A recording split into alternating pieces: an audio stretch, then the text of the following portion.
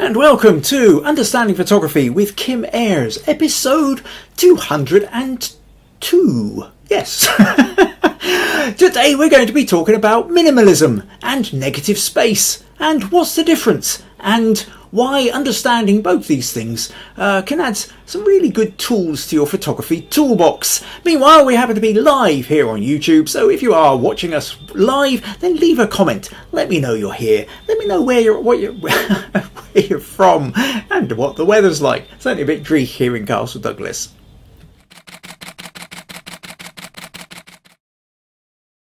So yes, welcome. And here in Castle Douglas, not only is it podcast day, but it's also the Soapbox Derby.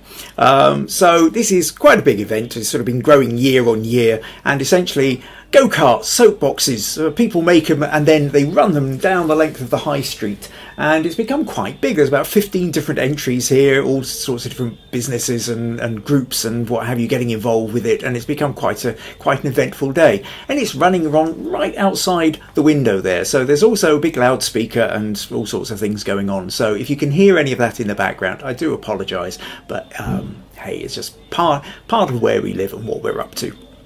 So I see we've got a couple of people in already. Nadia says, hi from a cloudy Fife. April says, greetings from a hot and sunny Long Island, New York. Murray says, hello from Manchester. Susan says, hello everybody from a cloudy Kakubri. Robert Schaefer says, good morning from Dallas. Need coffee. Oh, well, yeah, get your priorities. You definitely, if you need coffee, then coffee you need to get. Yes. Sandra says, just got here in time for my allotment. Hello, everyone, from a sunny, humid Birmingham. And other Robert from Texas says, howdy, you're from Texas. Sunny and warm, getting hot. Sandra says, the soapbox would be a good event to photograph. Yeah, I did quite a lot of photography for it last year. And it was, it was kind of fun to do. It was a sunnier day. At the moment it's raining and it's not quite so wet. I have stood outside the door, taken a couple of shots. It is a little bit of fun as you're trying to kind of maybe, because they've got ramps around as well, and some of the faster ones actually leave the ramps in. And if you afterwards, if you go and check my personal Facebook page, you might notice I've caught one of them slightly in mid-air as it's leaving a ramp. Though that one, it was in fact, although I did take my camera with the big lens, that one was in fact done on my phone. Sometimes the phone for the instant things just seems to work better. Right, okay, what else? Marilyn's joined us, says hello from a hot and sunny Colorado. Meg says hello everyone, and Robert has shoved up a coffee emoji. Good, well yes, I had my coffee about half an hour ago, so I'm all kicked in and ready for the podcast. So what are we talking about today? Today we're going to be talking about the notion of negative space and minimalism, and this came because was it Sandra, I think, won the Smug Points accumulation for last month, and when I asked her what it was she was kind of interested in, what she would like me to do a challenge on, any particular topics, she mentioned the notion of negative space and minimalism, and kind of what are they and how do you make the most of it. So at the end of this podcast, I'm going to be setting a minimalism challenge, not a negative space challenge, although negative space may come into it, and you stick around, you will learn what the difference is, but it will be a minimalism challenge for 2 weeks' time. So stick around, I'll talk to you more about that as we go. So, okay, let's make a little start then. So where are we? Oh yeah, just a little reminder here actually that if you do happen to be watching live, then or you're watching the recorded version, then do click like on the if you don't mind, and if you haven't done so already, do subscribe as well and click the notifications so that you know when the next podcasts are happening. YouTube prefers these kind of things when the algorithms are going on. Right, so where are we? So we're going to talk about the notion of minimalism and negative space. So what is the difference? I think what I'm going to do is I'm going to start with the notion of negative space. And what can we say about negative space? So negative space is the space around a subject that isn't occupied. So this can help define the object. It draws more attention to the object or the subject, but it doesn't necessarily have to be just outside. It can also be inside too. So and let's flip over here for a moment and say, okay, so say we've got this picture here of two chess pieces, two knights facing off with each other. So there's the negative space. The knights are the subject, and the negative space is the space around them. However, it's not just the space around them. It is in fact the space between them as well. Okay, so I mean, let me just, let's just open that with Photoshop for a moment and kind of show you what I mean. Let's just put a fresh line here, and if I turn that to pencil and make that white. So we've got our subjects here, but between the subjects is a gap. Okay, so you see this bit here. So this here is also negative space, and that space where there's nothing really happening is also helping to define the picture. Okay, so if they could be closer together, they could be further apart. That would create more or less negative space between them. But you can understand that depending on how close together they are or apart, that's going to change the intensity of the sense of a face-off between two knights on a chessboard. So that negative space actually is playing a part.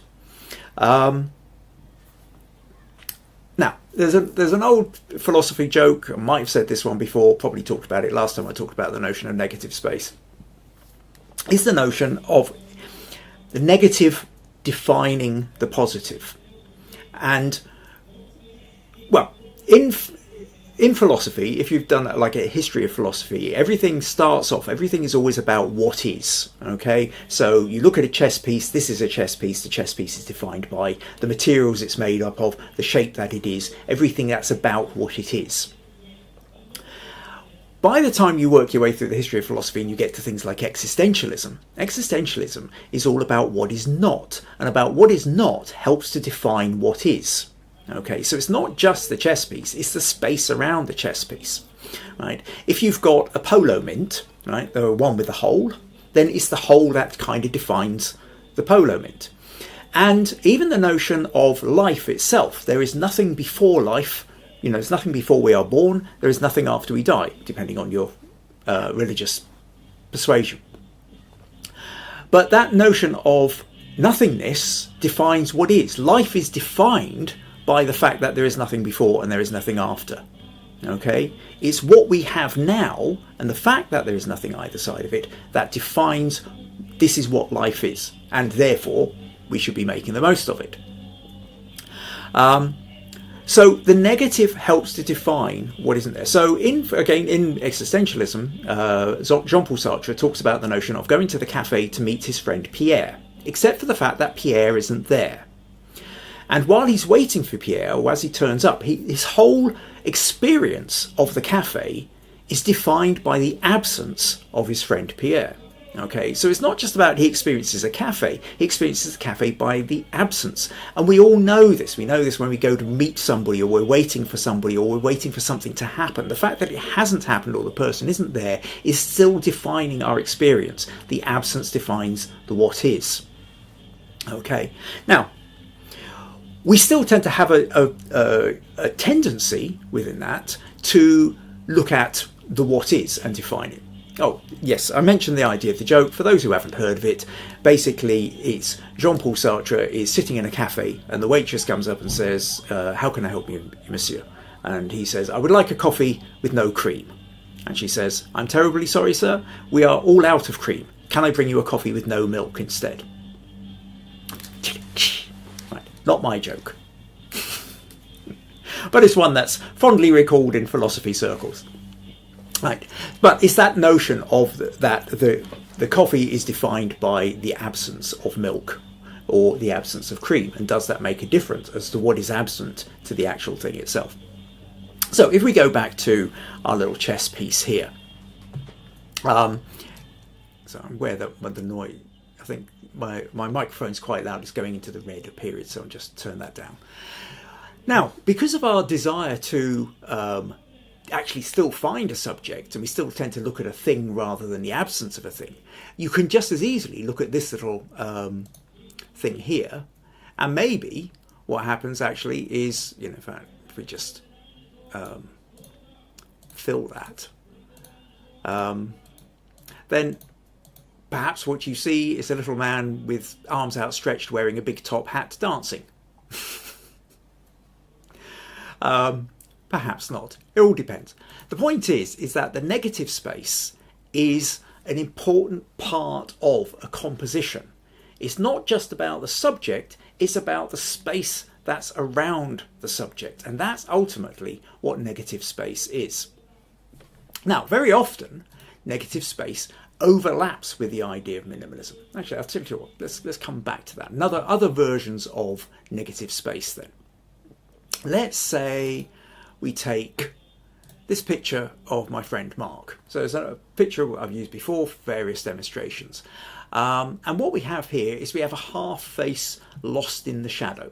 Okay, so what we can see is we can see this face. We can see the face, well, the right side of his face on our left as we're looking at it. We can see a bit of his shoulder. We can, depending on how light or dark your screen is, you might see a couple of floorboards in the background.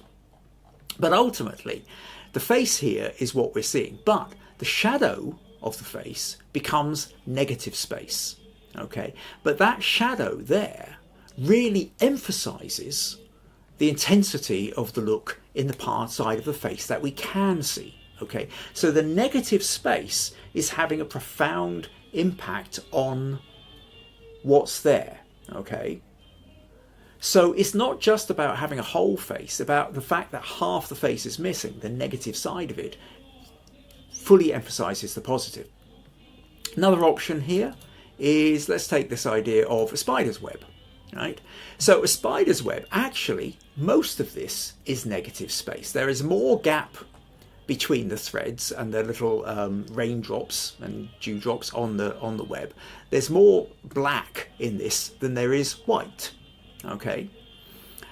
But it's all these gaps that help to define the web itself.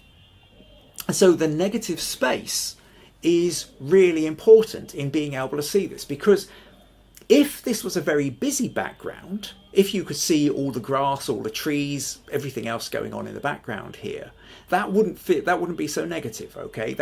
So it's the kind of the absence of anything going on behind which really makes the web itself and the droplets on the web really stand out. Okay, so this is what your negative space is. Your negative space is the absence part, which is making the actual bit there stand out. And I'm hoping that's all making sense. Now, there is crossover. There's crossover sometimes with silhouette. And I always find it interesting with the idea of a silhouette, because here you've kind of gone both ways. Which here is the negative space? If you're talking, because we've got negative space within my friend Alan here, and holding his camera during sunset. And the gap there is what, so we end up with the outline. It's the outline that's defining what we're seeing. Okay, so in a way, his body is the negative space. But if we take Alan as the subject, the negative space, by and large, is this large bit of sky and this little bit of sea. So depending on how you decide to look at it, you might define the negative space as the larger part, or where there's an absence of light. Okay, so what is here your subject? So it's not always absolutely clear. Most of the time it's clear. But I think when you get into the notion of silhouettes, it becomes even more so. Or take this notion of a tree here. Again, the negative space, in a way, is the tree and the ground and the foreground. But if the tree is the subject, then the negative space is as much about the sky that it's pressed against. Now, again, if this sky is beautifully gradated. There's a lovely kind of gradient from the orange through to a kind of dark blue, which you just can't quite see behind my head in the picture in this corner here. But this is what's kind of, but that notion of negative space, again, you kind of go both ways. So I'm hoping that kind of starts to give you an idea then of what negative space actually is. Okay, couple of couple of messages here. Robert and Meg are both retracted comments here, so I'm not sure what quite was going to say. So Sandra anyway says, how big should the subject be? Because I have the idea in my head that the subject should be small. Now, that depends, Sandra, because actually when the subject is small and there's a lot of negative space, that's the point we move into minimalism. And I'm going to come on to that in a moment. And Meg says, it does look like a person you have done in the gap of the chess pieces. Yes, it's very easy for our brains to kind of fill in a gap and kind of a little happy dancing person with a big top hat. Right. Okay, so negative space then. Hopefully you've got a sense of what negative space is. And so negative space is a physical thing it's the absence of around the subject. Okay. Now, let's move on from that then to the notion of minimalism. What is minimalism? Now, minimalism isn't so much a thing, like a compositional tool or a composition thing, like the absence of the subject, where you have the subject and then you have what isn't there, which is the negative space. Minimalism is where you take an idea and you strip it down and strip it down and strip it down to its bare minimum components. How fewer components can you get and still make sense of the picture you're trying to create? Now, we do this all the time when we take a photograph of a busy scene and then we crop bits out of it in order to because it's getting too busy, because we want to draw attention to certain elements of it. I think probably the best way to describe this is to show you some drawings. It's because I happen to have them to hand, and I think it's a useful idea or useful example. So what I'm going to do here is I'm going to talk about the notion of several years ago I went to life drawing classes. Okay. And let me show you an example of where I did. So a pencil is not my strong point. I love photography. I love having the camera that I can move around and click and change lighting and change angles and all this kind of stuff. Painting, life drawing is a very, very different thing.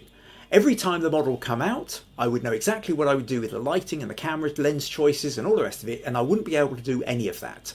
I wasn't allowed to sort of come in and change everything. I had to shoot what was there, what was already set up for me. Okay. Now, in this case, so by the time I get to this level, I've been doing this for a couple of years, and he's taken up a position, he's there for 5 or 10 minutes, and I'm just got to quickly sketch something. And overall, I'm trying to get a feel of what's going on. I'm trying to get this sense of a shoulder, the hip, the legs. I'm trying to get shading in. I'm trying to give definition to the body. I'm trying to get little bits of spiky hair, little bits of sort of shade of stubble on his chin. I'm trying to, create shadow on the thigh, on the pillow, trying to get a bit of texture into there. And all the time, whenever I'm drawing, whenever I'm doing life drawing, I'm trying to get more and more detailed into it. And then suddenly, 2 years into doing this, I suddenly had this thought of, hang on a sec. What happens if I go the other way? What happens if I strip back? And actually, so taking the same person, the same model, I then went to this. We end up a little bit Matisse-like. I'm not going to talk I'm not going to say I invented this technique. Absolutely not. I stole it. This is a technique that's been around for centuries, if not more. In fact, actually go back to some of the cave paintings, and some of the power of those is actually in minimalist lines. And what I did with this was I did a handful of lines, and then I did fewer, and then I did fewer, and then I did fewer, until I ended up with this. And where I did a line like this, which kind of creates the shoulder, the backside, and the leg. Then I did another line here to define the leg. Then I did another line here to define the arm, another line there to do the upper arm and the hand. A couple of lines there for the head, curve for the hand, a couple of curves for the head, curve for the shoulder, belly, back leg. So there's about, 8 or 10 lines or something. So I've reduced this down to this. And this is still recognizable. This is still recognizable as a person lying on their side. Okay, and in some ways it has just as much power, I think, as this, and in some ways has even more power. That there's something interesting about this idea that the more we strip away, how much can we take away and yet still have the essence of something that's there. Okay, so minimalism then is an approach. Minimalism is almost a philosophy. It's a style. It's an approach that says, how much can we remove and still have the essence of what we're trying to achieve? Okay, now, if I remove too much, if I try and do all this in one line, then actually I may just lose the essence of it at all and not be able to do it. Now, some people can create incredible things out of a single line. But there is this skill, and it's a practice skill, and it's a practice skill with your hand and your pencil, but it's also a practice skill with your mind and the way you see things. And you have to, the more you keep doing it and keep doing it and keep doing it. So this is the notion then of minimalism.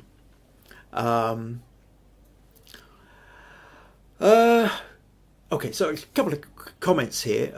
April said, Sandra, I have the same problem. Sandra says, oh, I'm not glad I'm not on my own. Thank you, April. So hopefully then I'm going to be starting to make sense with this. So negative space is the absence of the space around a subject. Minimalism is an approach to minimize what you're trying to get. Now, what very often happens is minimalism uses negative space to help create it. So let's show you another example then. So again, some of you may well remember these photos. I'll flip over to here. So this then being the dancer, and okay, I've got seem to have pulled out ones where I've got white edges. Not sure why I did that. Anyway, it doesn't really matter.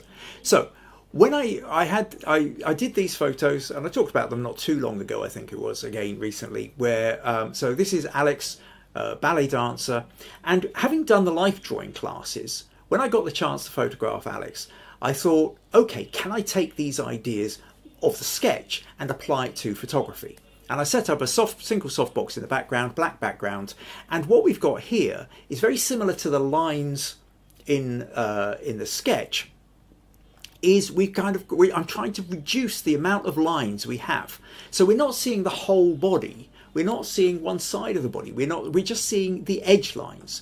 So we're seeing little fingertips. In fact, what we're seeing is little round bits here, which we're assuming are fingertips because we can see a bit of the arm coming down here, the shoulder, got a little bit of hair, a little bit of nose. Again, arm coming down here, fingers. So very similar to the pencil sketch. It's just a series of lines. Most of this is missing. Most of this is negative space. Okay, and that is helping to emphasize the minimalistic approach. Now, if we want, let me just open that in Photoshop because I want to get rid of. Let's just do that for the moment. I'll just crop that. Okay, so I'm not worried about the white lines here. Now, what we've got then is we've got the dancer here in a bunch of negative space, but it's a minimalism approach. Now, actually, if I've got a black background here and I stretch this out a little bit, something like that, now what happens is it becomes a little bit more minimalistic as such. There's more negative space around her, and that's starting to almost like it becomes slightly more cavernous in the space. What if I take it a bit more? I bring it like that. Now she's in an even smaller space. But there comes a point whereby actually the effect wears off. If I do something like that, now, depending on the size of your screen, you might not even be able to make out what she is at all. And to be honest, it looks more like the logo at the bottom of a piece of paper that you'll be writing on. There isn't really that sense of minimalism has sort of disappeared. It's not, it doesn't really feel like it anymore. So we've taken it too far. So what are we trying to do with this? Is this about minimalism? Is it about negative space? I mean, if it's really about negative space, something like that, I think, has a sense of, where are we? Has a sense of a lot of negative space about it. But I think really this is more about, it's less about, we want the negative space, but we don't want it to be overwhelmed. So maybe something like that is about as far as I would really want to go with it. There's enough space around her, but we've not actually lost the detail. So is that kind of making sense? I hope that's kind of making sense to you. Close that.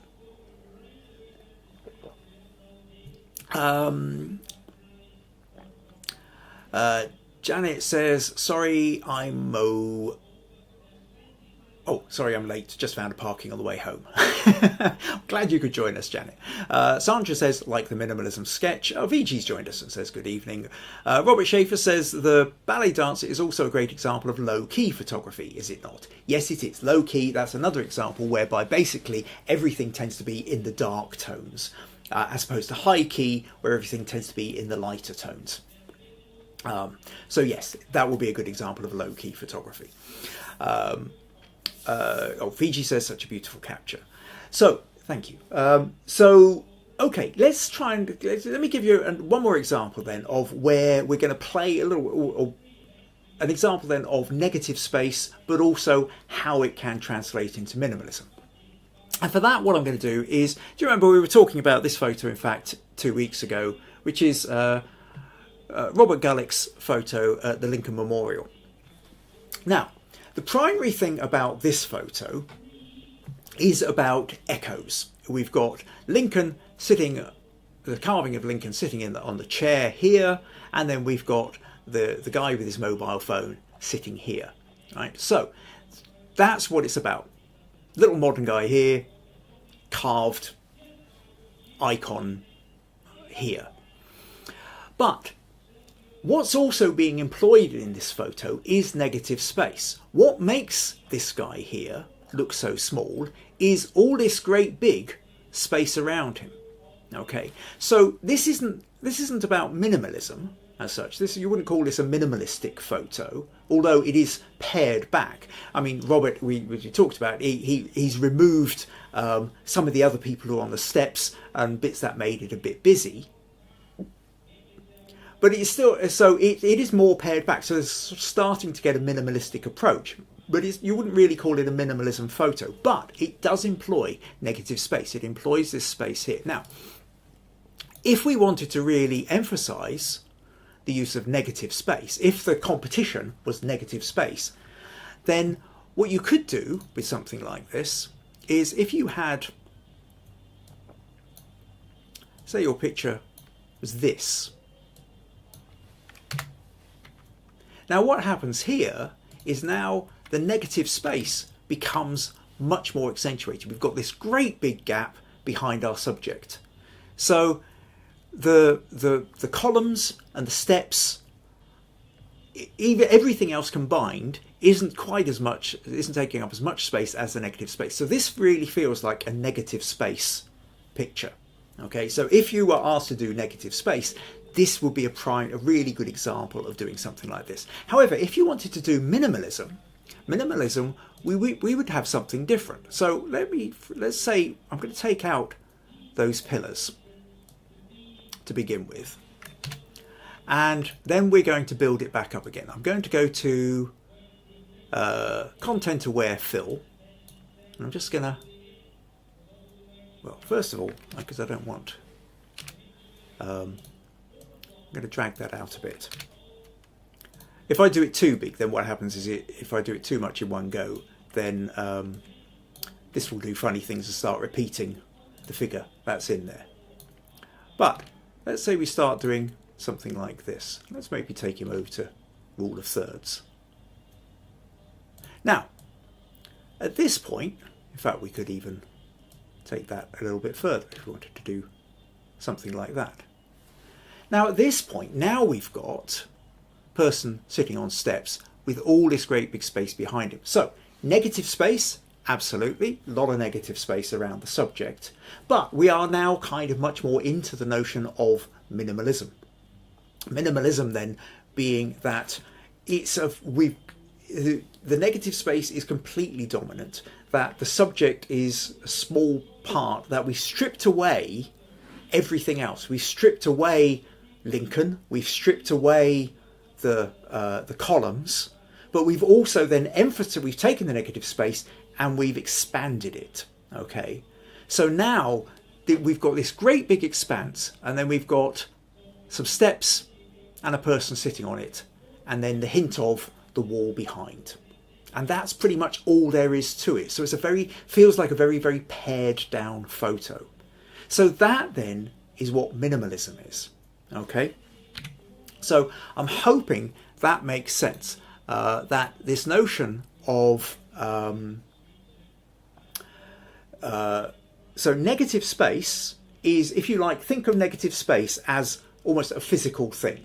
Right, so if you've got your picture, just like with the chess pieces, you could actually draw on it where the negative space is. Okay, so negative space is the absent areas around the subject. But minimalism is an approach. Minimalism is an idea. Minimalism is how can we strip things back so we end up with the smallest amount of elements possible to still make sense of the photo. Okay. And we're trying to, so we employ the notion of negative space in order to enhance the minimalism. I'm hoping that all makes sense, because I'm now going to set a minimalism challenge for you for 2 weeks' time. There's not going to be a podcast next week. Next week is Maggie's birthday. Happy birthday, Maggie, for next week. But so as a family, we'll be off doing something or other for that. But so we will be back on the 28th of July. So I'm going to set a minimalism challenge in which you may decide to use negative space. And I would like you to get those pictures into me at least a few days before the podcast on the 28th. And either put them in the Facebook group, Understanding Photography with Kim Ayres, or email them to me, kim@kimayres.co.uk. And tell me a little bit about your photo, and then we will, have fun looking at how everybody else has taken this idea of negative space and, taking this idea of minimalism, maybe employing negative space. Okay, I'll tell you what, I will give you just one more example then where we're doing both, just so that I'm not leaving you completely here. Again, some of you may recognize this one. So this is another example of minimalism using negative space. So foggy days down at the lake, at the still water, is a fantastic way of getting a notion of minimalism, because essentially when you've got mist and the fog, you can't see the horizon line. So the sky and the water all kind of blend into one. So with something like this, then we've got our swan down in the left corner, we've got a reflected tree up in the right corner, and a lot of negative space around them. Okay, so this would count for both negative space and it would count for a minimalism. Similarly, reeds poking out of the water here. So we've got the reeds and the reflection and more space around it. So this is very much, again, a case of minimalism and negative space employed together. Now, depending on how much space you put around this, you're going to kind of change your emphasis on how much more your emphasis is on minimalism or how much your emphasis is on negative space. So that's really hopefully giving you a couple more ideas on that. Okay, everybody seems to be wishing Maggie a happy birthday for when it comes.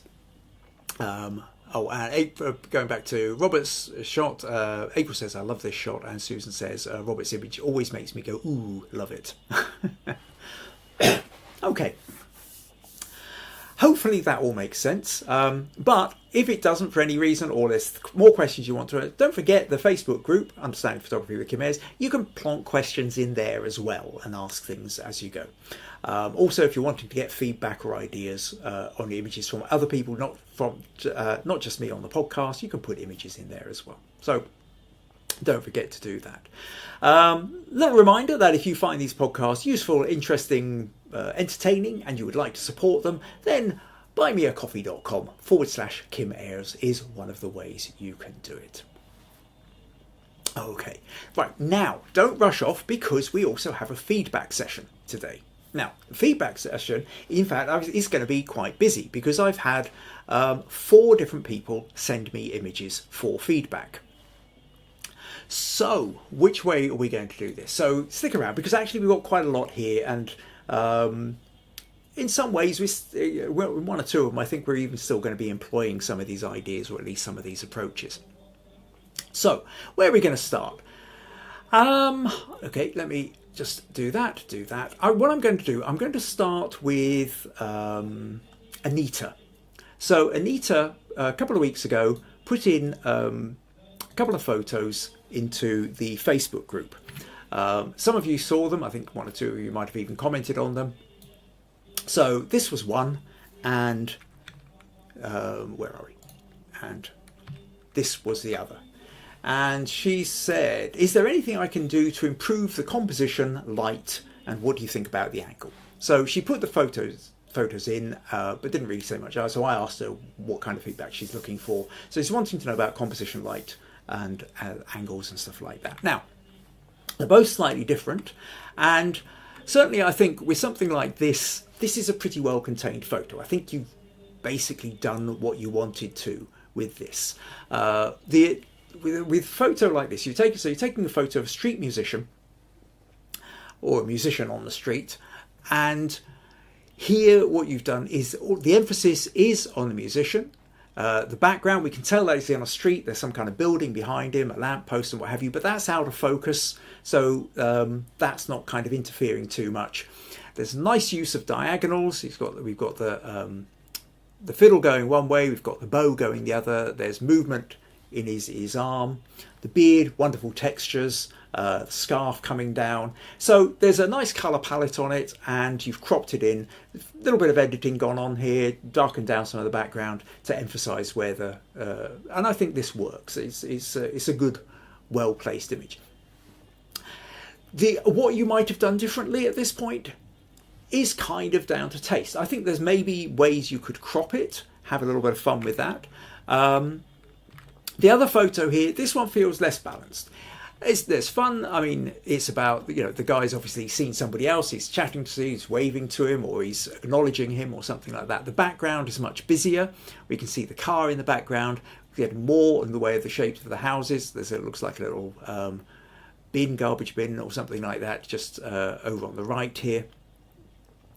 So this one, I think, is a slightly... doesn't probably work quite as well. It's a different kind of photo. The other thing is, I keep finding with this one, is because he's slightly tilted, I keep wanting to sort of tilt him to sort of straighten him up a little bit. But if I was to do that, then all the background becomes wobbly. So that doesn't really work quite so well. But there is a kind of an interesting thing here, which is, I think, where you can, if you were to crop it differently. Tell you what, let me just close some of these other pictures here, so that I can... and I think with something like this, the crop is going to make a difference. Now, whether that's the crop that we do on this photo, or the crop that you might have done had you maybe turned your camera to instead of doing a portrait, to do a landscape version of it. Because I think if we kind of pull this in here, don't worry too much about getting the top of the bow. Something like this as a crop starts to bring us into, where's the story? And this is really what we're thinking about with something like this, is where is the story happening? And the story is really happening here. The story is happening, it's this bit. It's his face, it's the bow, it's his expression, he's looking off. And in that sense, you can kind of come up and we can kind of crop in a little bit, something like that. And I think this then starts to feel much more like we're there, we're with him, we're kind of into and involved with what's going on. We're observing him looking off to somebody or something happening over our shoulder. Now, perhaps we could do I'll just do a content aware fill, no, a generative expand, I think. You could even take it a little bit further.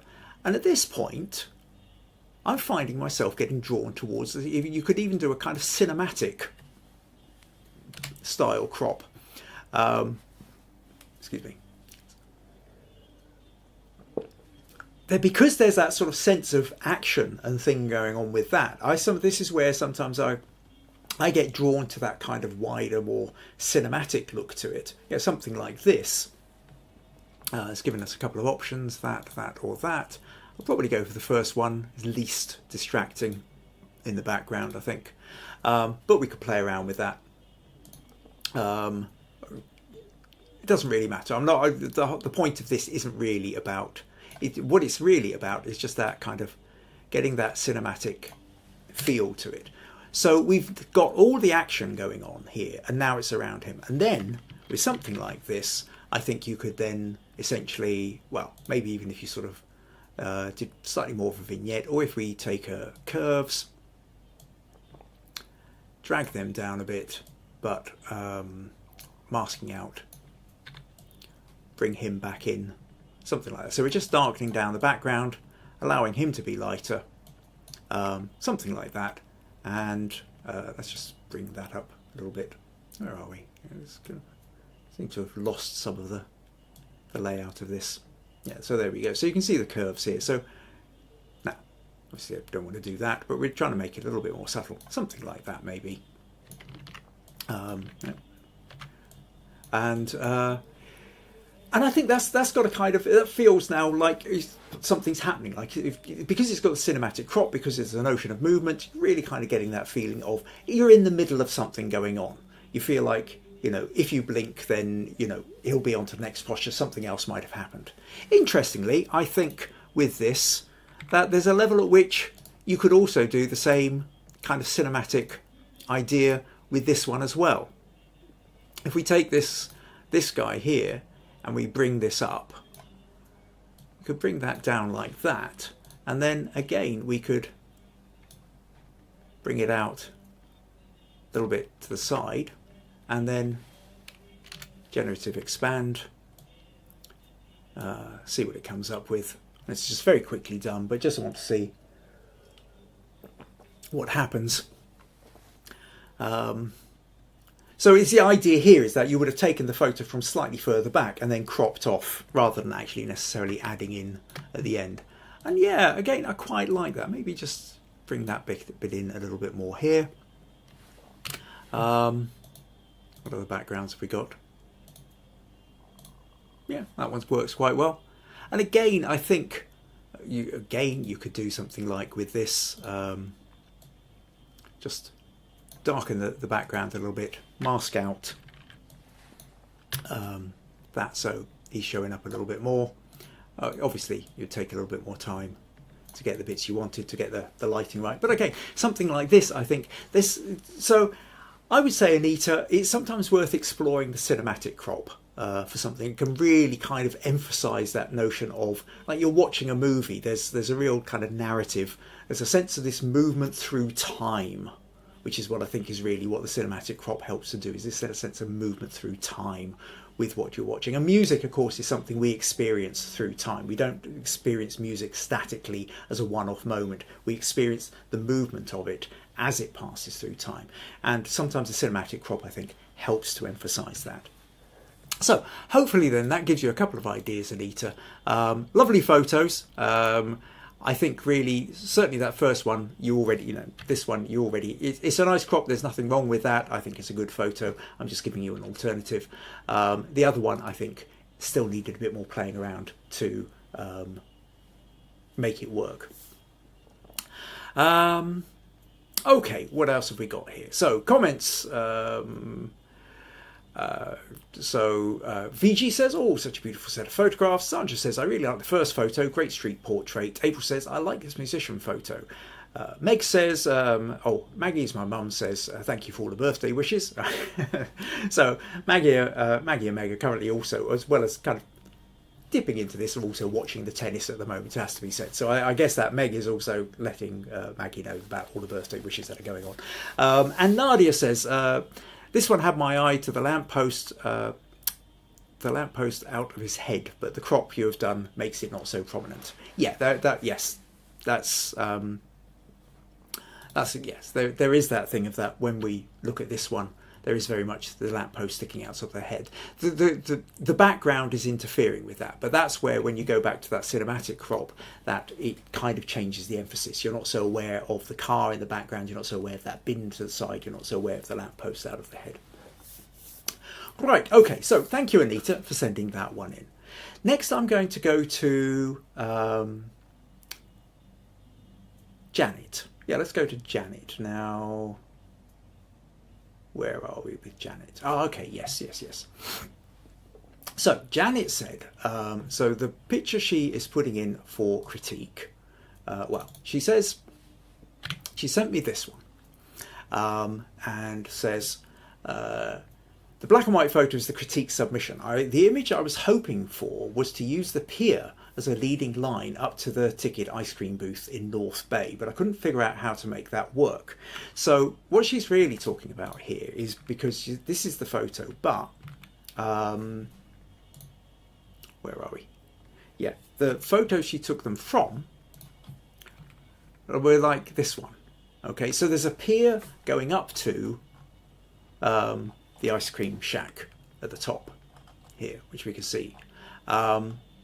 And what she was really wanting to do was to try and get the pier as a leading line running up to it, but couldn't work out how to do it, and so ends up kind of going in and just shooting the ice cream bit on its own.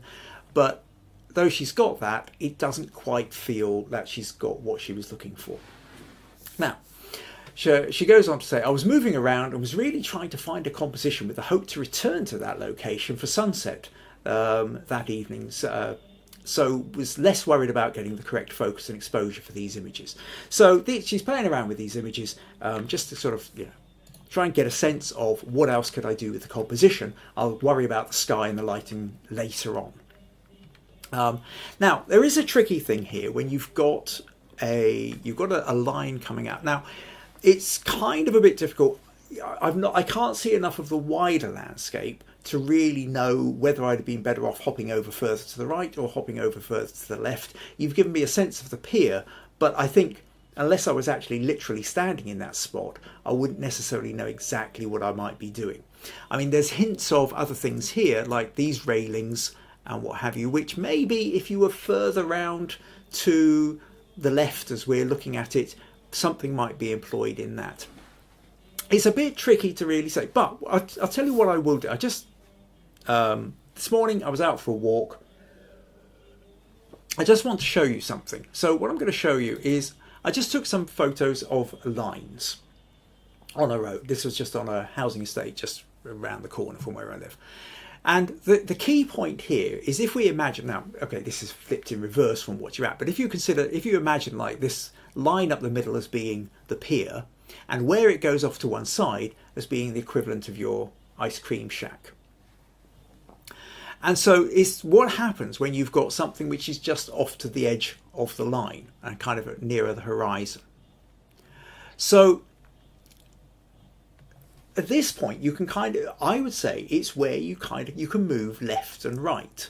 And that's going to change this line. So look what happens if we then take, essentially, we take a step to the left. Now what happens is this same line comes up, but it's now at a diagonal. And then we've got our bit here. If we take a further step to the left, that becomes even more of a diagonal to this. So you can see then that it's shifting out, and that's creating a different kind of space. So depending on how far around you go. Now, obviously, if you go too far around, then you lose it altogether. But what happens here is that this bit of what would be the equivalent of the pier becomes almost like a containment line. Your eye gets drawn up to here because this is shaping it round. Now, what it might mean, though, is we become very aware that there's this great big empty space in the middle. I suppose minimalism, negative space, there's a lot of negative space here, which isn't really necessarily helping what's going on if we want to draw our attention to that. But that's one way. But what happens if you move the other way? If you move the other way, we then get this sort of this diagonal coming here, and shift it again, and the diagonal comes over here. Now, I've got a bit too much space to the right, but let's just open that with Photoshop and just crop that in a little bit for a moment. So if we do something more like that, you can now see that the equivalent of the pier coming up strongly here and then pulling around. So that there's maybe a kind of emphasis here. Then again, a lot depends what other elements are in the picture. But the point being is that sometimes, fine, you want to be running along the line. And you know, we're using the idea of the leading line to draw us to something. But if the leading line isn't drawing us to it, the leading line is sort of making us miss it, what happens if we move our angle? And I think this is where, if you take a couple of steps to the left, depending on how far you want to go, or to the right, then that's going to change the emphasis. And it's either going to allow the line to become a leading line or to become a kind of containment line, or an outer line, an outer edge, which allows you to kind of draw you around to it. So, like I said, unless I was actually there, I wouldn't know specifically what to do with that particular photo. But hopefully then, Janet, though, that gives you a little bit of idea. I think when you can't get it directly on the line that you want, is to start doing that kind of left-right feel. Comments. Nadia says, this one, oh no, that was the previous one. Sandra says, I understand the problem, Janet, when you get something that doesn't want to frame up and you can't get the photo you want. Janet says, if I had moved to the left, I would have been able to, I would have moved up the pier, which would have changed the angle, and the right might have worked though. Well, and that's it. I think really, Janet, it's a case of, it really is play. You know, it's or sometimes even getting down lower. If if you got down, let's see if we just, now, you don't have it, in this case you don't have any, well, see over here I'm looking at the fact you've got railings. Now you don't have railings on this side, but there is a little bit of a kind of a board that comes up, a kind of ridge. Now if you were maybe lower down, you lowered your height, you might be able to actually use this raised bit here, or the sidelines of the pier, to kind of create more of, yeah, I mean, if I look at that, the lines of this draw much more attention to it. Let's just be clearer with what I mean here. That if we go to here, and what we're really trying to do is draw our attention to this shack here. When as things stand, the pier at this angle is, well, it's this bit is kind of, it's the top bit that takes all our attention. But if you were lower down, what would take our attention would be the side wall of the pier. You see? And this is this bit here, which is actually possibly likely to give you that little bit more emphasis. Now, at the moment, if I just drop down here, then we lose the picture. But what I'm saying for you, Janet, is that if you were essentially squatted down, sat down on the sand or whatever, moved around just down to the water a bit, that you might have been able to use the edge of the pier to get that line pointing that little bit more to the shack, because the top part of the pier is the bit that's shooting past the shack. That's the bit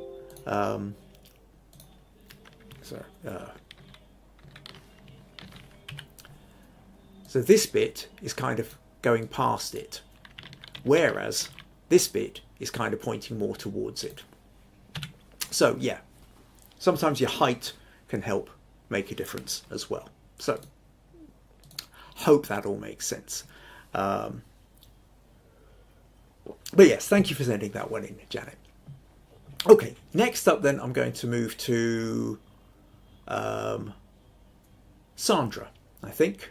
So now this is a slightly different kind of image or critique or question, really. So Sandra sent in 3 photos, and this was one, and they're very, very similar. This is 2 and this is 3. Okay, and what Sandra said is, I have a different sort of photography problem, and this relates to when I've taken a large numbers of photos at an event such as Pride. Even when you've got rid of the blurred, the closed eyes, the photo bombing and the generally rubbish photos, you can still be left with a number of similar images where you only want one, but sometimes I'm not sure which one to choose, and this is where I need your help with the tips and guidance of things to look for when I'm in the editing process.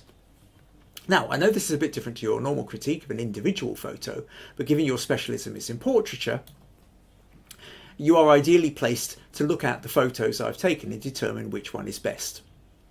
Another reason why this really matters is, to me, is there is a goal I've wanted to achieve for a while, and that is to post it to Instagram, the photos I take of people at Pride, Notting Hill Carnival, etc. So any hints or tips using Instagram would be welcome. Okay, well, let's move on to this notion then. So what we've got here is you've taken a photo of this lad, he's engaging with you and cheering into the camera. We've got all the rainbow colours of the Pride paraphernalia. He's in the street march. We've got the flags going in the background, and he's arms up in the air, and it's a fun photo.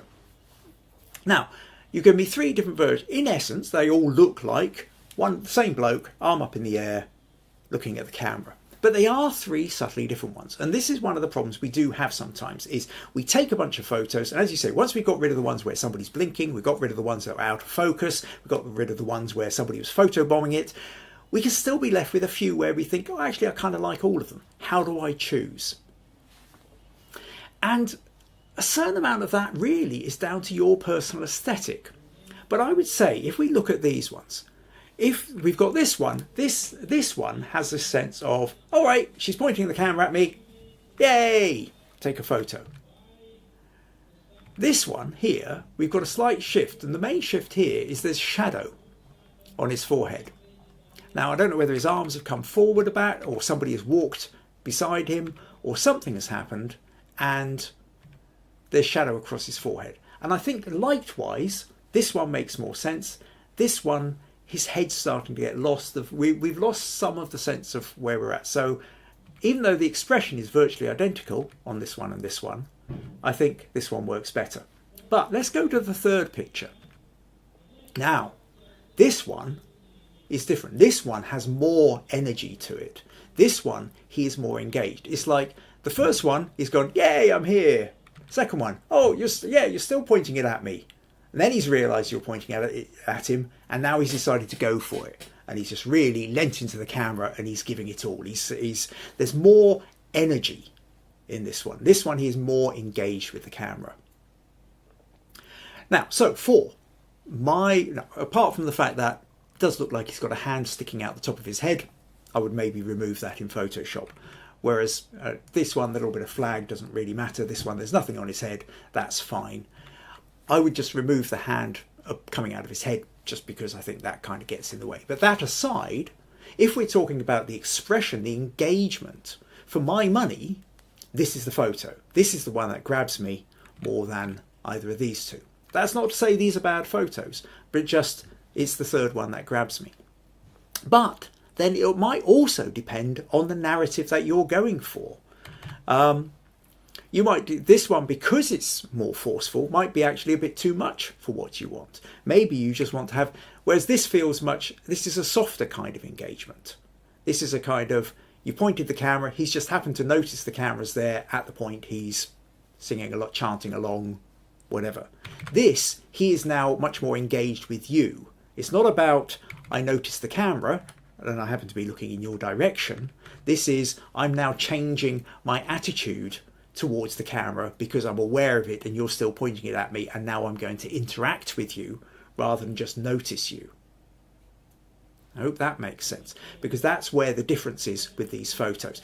Now, like I say, for my money, then I actually prefer this. But for some people, actually, they don't necessarily want so much interaction with the camera. They want, if you know, when you're doing documentary photos, perhaps you just want to be the observer and not actually necessarily changing the behavior by being there. Or maybe you like that idea of that you being there has now had an impact, has actually changed the way this person is interacting with you. So that really is kind of that's where I'm coming from. And I think you will find when there's subtle differences that you will find that each of them has a slightly different narrative. And part of knowing which one you're going to choose is which narrative appeals to you the most. Okay, what are you trying to get across? What appeals to you? And it is really important that it's about what appeals to you, because that's how you're developing your eye. Now, sometimes if you're on an assignment where you're photographing for somebody else, somebody is paying you to go ahead and do this documentary photo, the other thing there is to try and be as clear as you can beforehand what narrative they want, okay? Because then you're creating the narrative of your employer, of the person who is paying you to do it. But if nobody is paying you, and this is about you creating a portfolio of images that you want, then this is about you developing your eye. And your curation process, the deciding which photos you want to keep and which photos you want to get rid of, is a vitally important part of that. Now, the only other thing I would say, you mentioned the notion of putting them on Instagram. Do whatever you want on Instagram. But generally speaking, understand that you need to have for Instagram, you need to have photos that work square. It's not to say that you have to necessarily do square photos, but when somebody goes to your page and looks at the grid on their device, they will only see the square photos.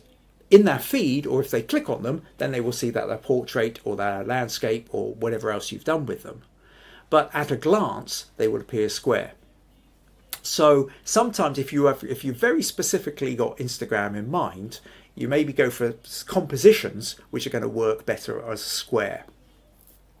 That's really about the only thing I can say there. But there's nothing to stop you sticking up your own Instagram page and calling it Festivals by Sandra or whatever, and just putting up what you want. And as you put them up, I would say do it. Don't hang around and wait until it's perfect. I would say make a start. Start doing it, build your portfolio, get it going. And then as time goes on and you realise, well, actually, you've improved, you now realise that there's earlier photos that you wouldn't really include now, you just go back and you delete them. And you constantly curate and you constantly update your Instagram page. So I hope that makes sense, Sandra.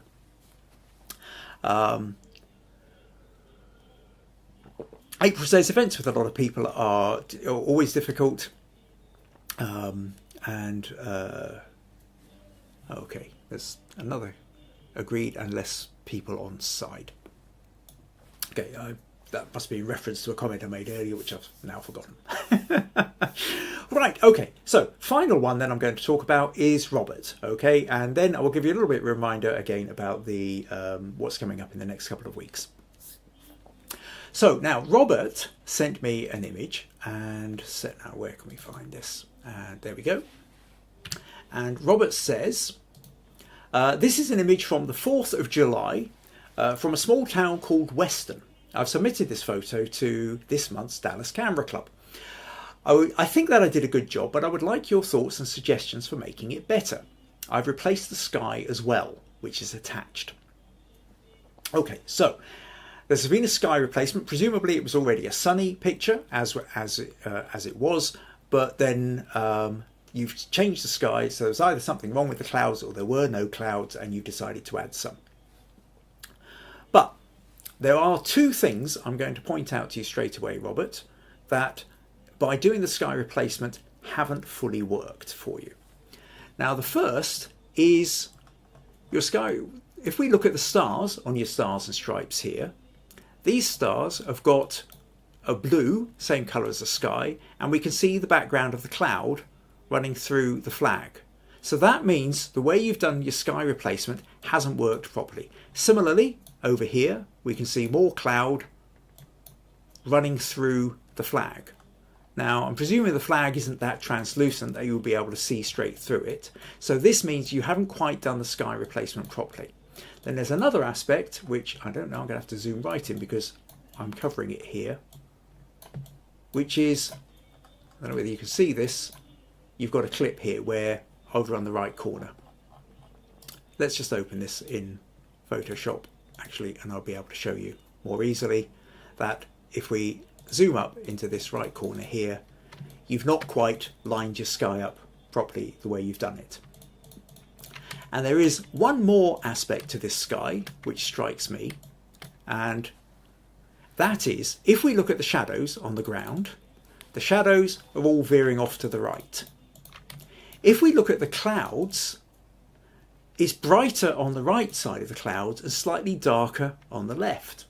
This says to me you've got your sky the wrong way round. Now, the sky might be that way round in the picture that you decided to replace it with, but in terms of the picture, the sky isn't your shadows and your lighting aren't quite right for the picture. So ultimately then we're talking about your sky replacement hasn't worked on three levels. First of all, your clouds are the wrong way round. Secondly, you've made a little mess up of the corner here, and thirdly, it's overlapping the stars and stripes, or certainly the stars in your flags.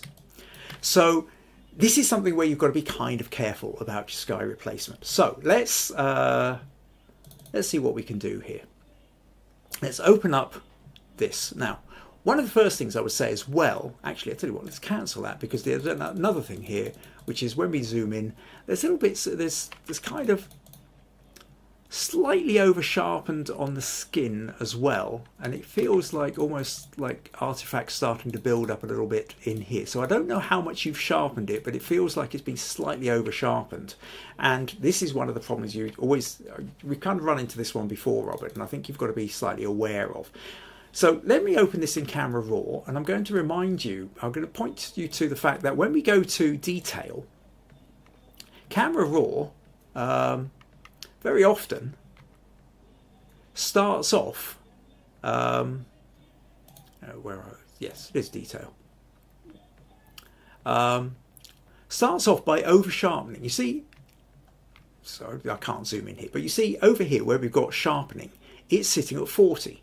It's automatically shoving it up at 40, and sometimes for my taste that's just, it tends to automatically by default over sharpen. And so what I sometimes like to do is just, even though you've got an ISO of 50, you shouldn't be getting that much there, so I will just nudge the luminance up something, I don't know, maybe sort of 12, 13, that kind of stuff, just to take the edge off that, so that you don't, because we're going to be editing it a bit, and each time you edit it that noise gets a little bit more. I think you want to maybe just soften it a fraction to start with. Then we can hit auto, and we brought a little bit of the shadows up. Maybe we want to bring the shadows up a little touch more, something like that. So we've got our basic picture. So we can open the picture and we can see there's no clouds in the sky, so obviously you decided to add clouds into it. You've also decided to chop off, we've got a little bit of arm here, we've got somebody standing, where are we? Over here with his hat. Now,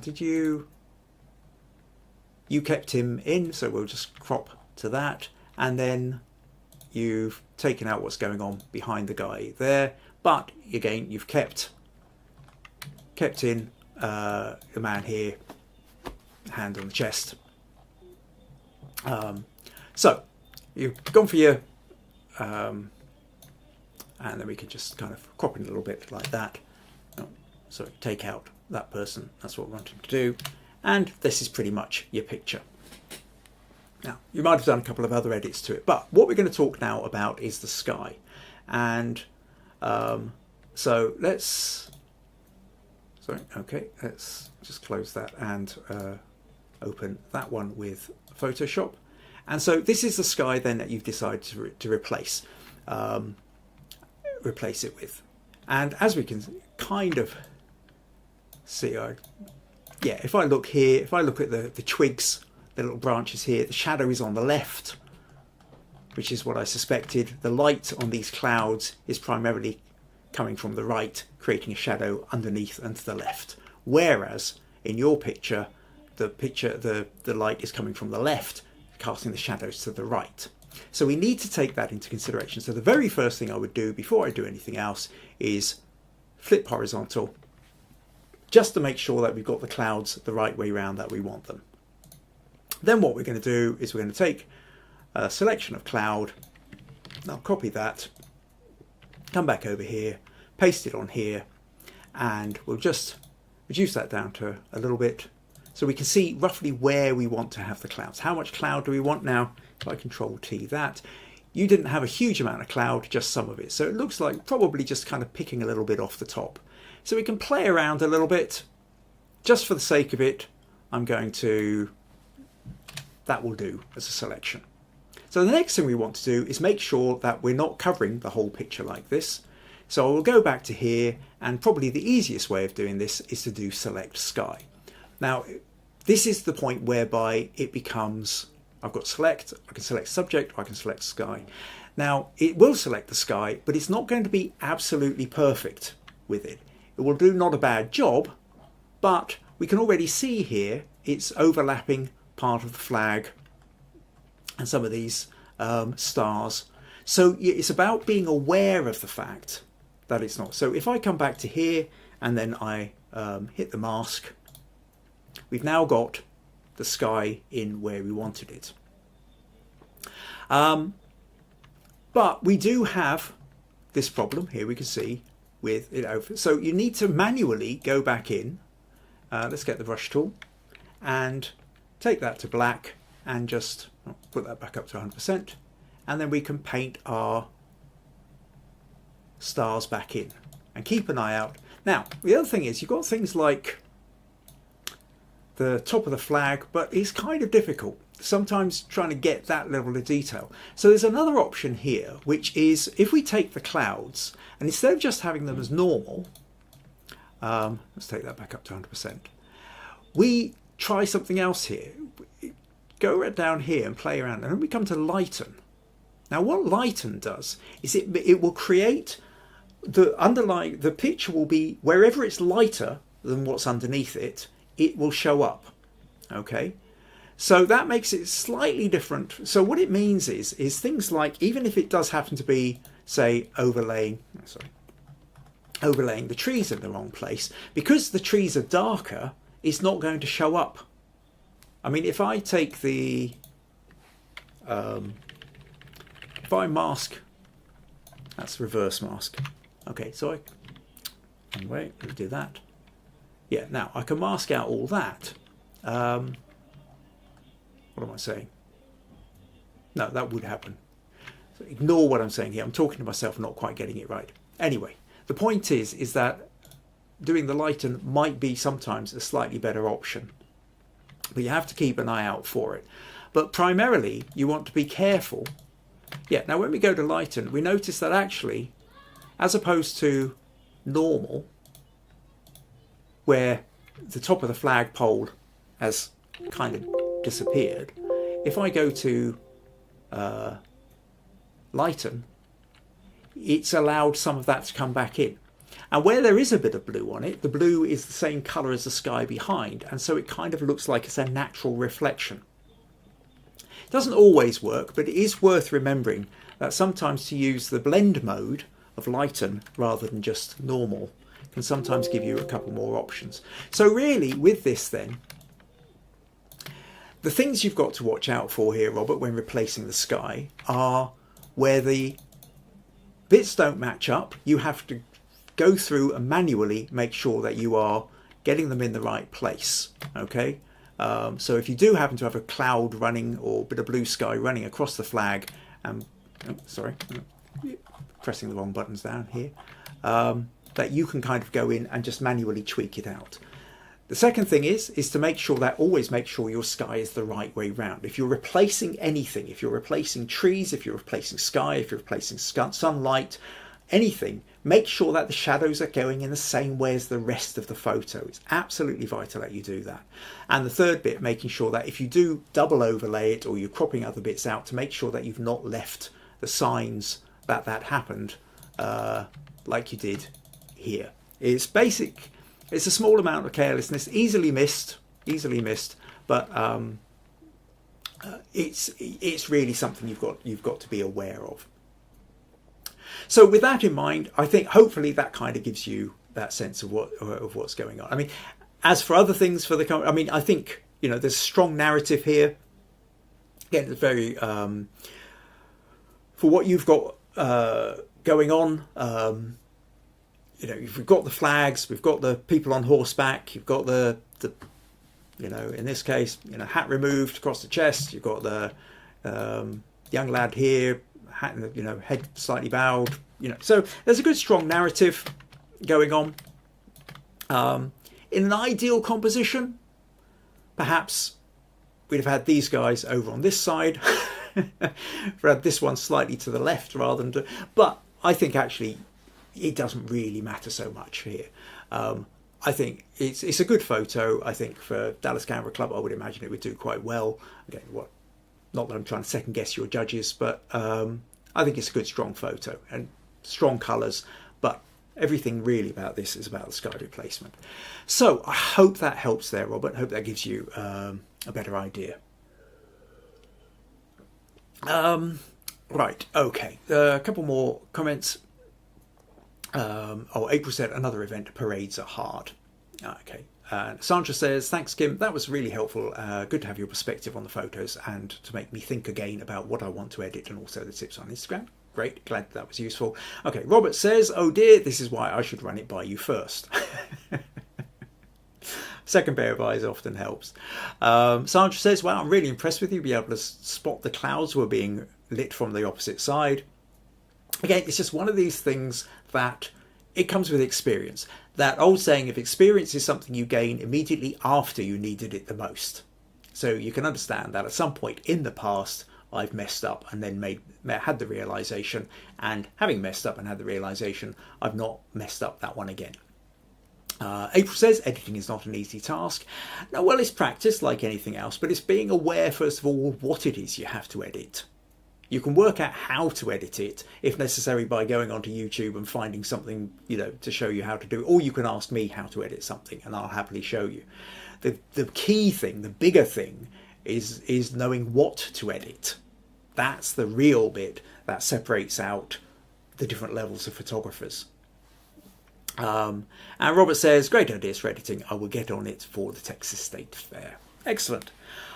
Okay, right. Well, so thank you to Janet, to Anita, to Robert and to Sandra for all sending in photos. And hopefully you've all got a bit of, got some good ideas about that, you know, gained something from what we've been through.